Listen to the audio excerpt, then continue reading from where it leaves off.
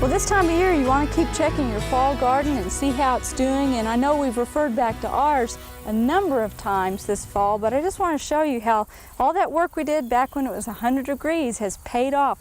Look how gorgeous this broccoli is. There's very little pest damage on it. We've continued to keep the remay over it. It looks just beautiful, and pretty soon hopefully we'll be harvesting some in a couple of weeks. Now on down here there is something interesting going on. Most of our cabbage looks gorgeous.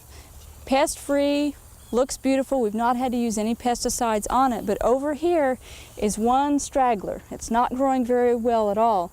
And it just happens that in this raised bed garden on the corner here, we had two little cabbages that were just stuck in as a sort of a happenstance thing earlier this summer, or spring rather, and we took those out right before planting, and I believe there's probably some cabbage maggots down there working on that root system and stunting the growth of it, and it's good evidence as to why you really should not plant the same cole crop back in where you've had some previously.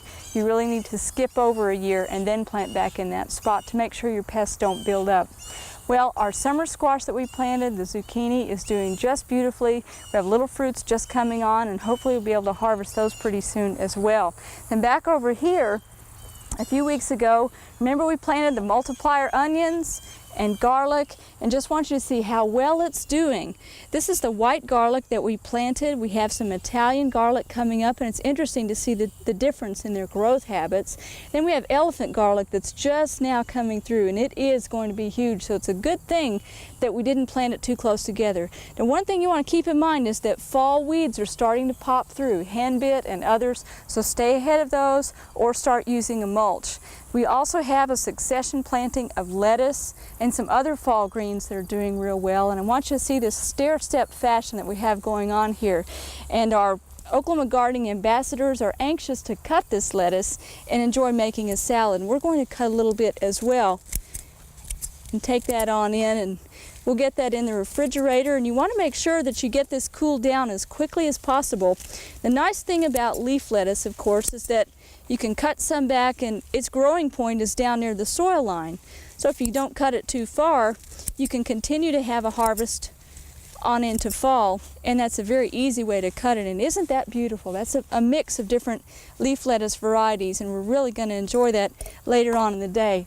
Well, we got a letter this week from Margaret Paulin, and Mrs. Paulin lives down in Wilburton, Oklahoma, and she wrote to us about a grasshopper problem that she's having. She mentioned that any vegetables that she plants in the fall, they just seem to be marauded by grasshoppers.